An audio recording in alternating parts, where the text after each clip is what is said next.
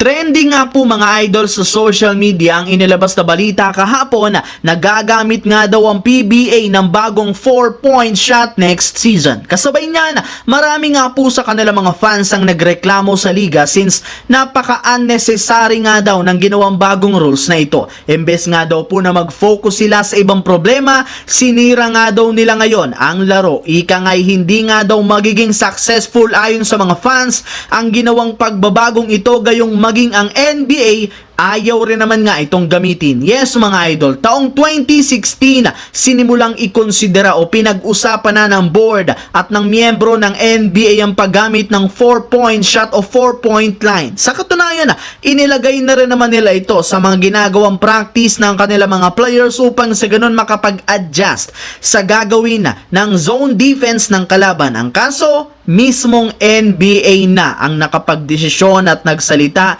na hindi nga nila ito gagamitin sa official game since literal masisira nito ang laro. Alam naman nga ninyo, marami nga pong mga NBA players ngayon ang nag-aala Stephen Curry at gumagawa ng mga long range shot, kaya kung sakali man nga pong gumamit sila ng 4-point line, mas dadami nga po ang gagawin nila ditong attempts. Imbes nga po na sumalaksak o mag-drive sa ilalim ng basket o gumawa ng 3-pointer, mas pipiliin na lamang nilang tumira ng malayuan gayong mas malaki ang puntos dito. Sa madaling salita, maaari nga pong bumagsak ang shooting percentage ng team na makakaapekto sa kanilang ginagamit na game plan. Sa pangalawang beses naman, dito naman tayo sa exhibition game ng Team USA bago ang Paris Olympics. Nagkaroon na naman sila ng close-out games laban sa reigning FIBA World Cup champions na Germany. Mabuti na lamang at pangalawang pagkakataon inilagtas muli sila ni LeBron James matapos itong magtala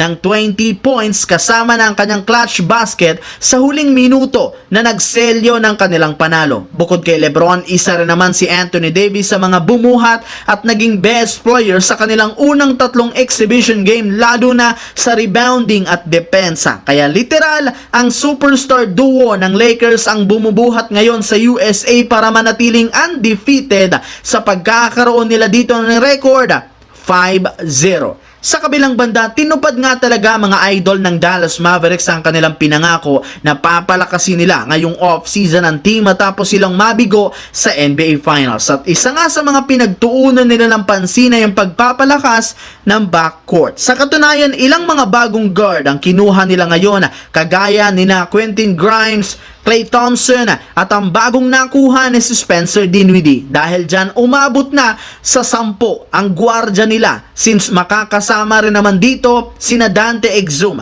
Jason Gortman, Brandon Williams, AJ Lawson, Kyrie Irving, Jaden Hardy at si Luka Doncic. Yes mga idol, lahat sila kayang maglaro ng 1 at 2 position kaya inaasahang mas bibilis ngayon ang pace ng kanilang opensa sa susunod na taon. Ang videong ito ay hatid sa inyo ng 1xBet. Suportahan at manalo sa inyong paboritong kupunan. Maaaring makakuha up to 12,000 cash bonus sa inyong first deposit gamit ang aking promo code. Pag tama prediction mo, panalo ka. Pindutin lamang ang link sa comment section at mag-register gamit ang inyong GCash account para makapag-cash in at cash out. Isang paalala, tumaya ng responsable. So yun lamang mga idol ang ating bagong video ngayon na ating pinag-usapan dito. Once again, this is your J-Zone TV. Huwag kalimutang mag-like, mag-subscribe, pindutin ang notification bell sa aking channel para lagi kayo maging updated sa mga videos na pinapalabas ko.